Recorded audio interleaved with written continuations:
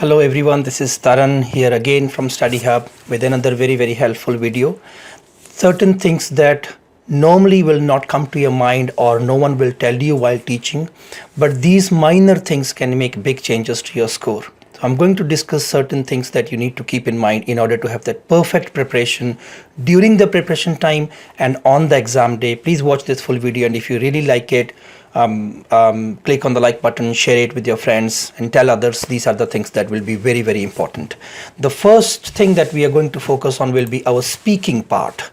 Now, what are the things that you need to do before you are going for the test while you're preparing for speaking?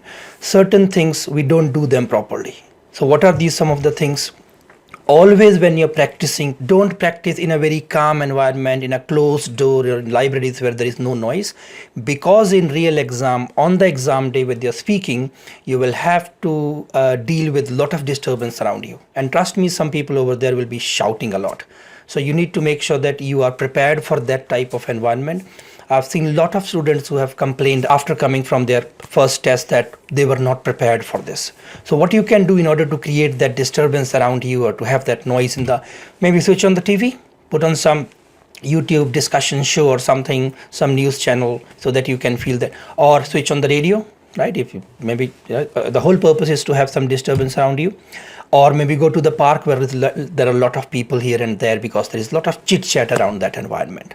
So always practice in an environment where you have got a lot of noise around you. Next thing that you should keep in mind from speaking perspective. Now this is something that you do it on the exam day.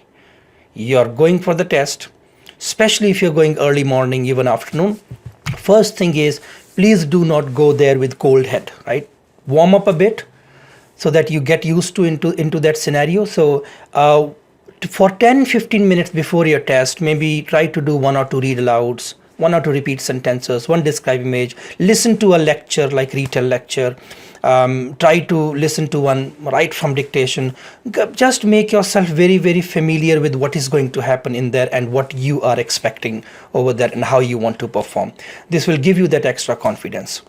Also on the exam day, when you're doing your introduction part, please do it very carefully, because that is something that is not getting scored, but it will be good thing to just get you into that exam mode. Next thing is, on the exam day, never be the first one to start your test. Let's say you're taking your test, you're the first one, and then all of a sudden a person starts speaking from here, another from here, few from the other sides, and you will get disturbed all of a sudden. So be the second, third, fourth one, but don't be the first one.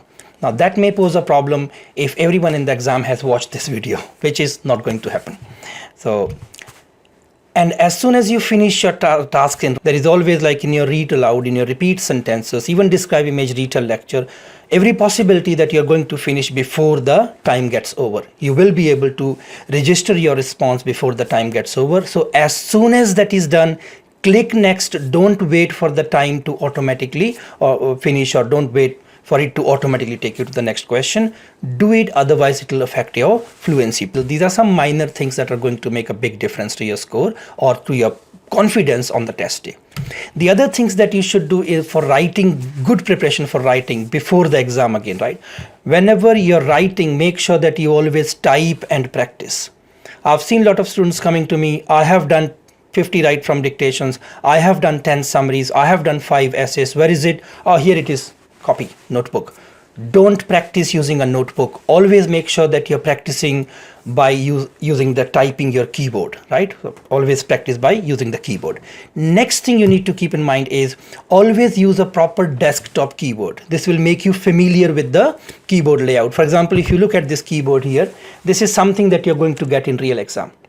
Make sure you have something similar that you can practice. No smartphone keyboards or your laptop keyboards. The layout will be different over there. If you have been practicing using the right layout, it will give you more confidence. You will be better prepared for it. Many people make those mistakes. Use laminated sheet and marker to take notes. So when you are practicing at home, we normally tend to take notes using pen and paper. Do you know that in the real exam, you don't get pen and paper? You get a laminated sheet and a marker, a thin tip marker. And normally when you practice, when you write on a laminated sheet, the friction is less. So what you're writing, you may not be able to take notes properly. However, if you're prepared to do that before, during your preparation time before the exam, if you have been practicing using laminated sheet and marker, this can make a very big difference in your confidence on the exam day. Always proofread what you type. So in writing, the biggest mistake people make is they don't proofread. They think I just keep writing essay, keep writing summary, keep writing right from dictation and click next. Please make sure that you always proofread, because in typing, when we are typing, we make a lot of typing errors. And those typing errors can be easily avoided if you proofread. And one more last tip I'll give you from writing perspective is, when you're typing in the real exam, type it at a little lower speed than normal, so that you can make less mistakes over there, right? Now I'll show you some of the scores that our students have got practicing with us. Now look at this score. Morita got 90 in speaking, 90 reading, 90 listening. So it is very much possible to get that type of score. Tasnuba got her scores, right? 89, that's 9 each. Panya got her 9 each. Praveen, listening 90, reading 90, speaking 90, overall 8 each, but in 3 of those modules he has achieved perfect 90. Sharath has got his 88 listening, 90 reading, 90 speaking, 90 writing. So it is very much possible to get that perfect scores in speaking and writing. The only thing is you need to make sure that you're preparing well, you're prepared well for the test day.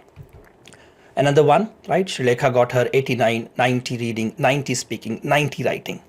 And these are the students which are just average students like you and me, just prepared to work hard and follow the right techniques, and here is the result. If you're looking for similar results as well, feel free to contact us. So we've got another score, Zanab over there, got 90 listening, 90 speaking, right? Reading, writing, 81, 82. So very much possible, but you have to have the right approach, right guidance, right feedback. So, well, these are our details. If you want to take a trial class, or you want to book a free assessment for your PTE, feel free to send us a WhatsApp message on that number, or you can find our contact details on that website as well. Always happy to help, and wish you all the best. God bless you all. Bye-bye.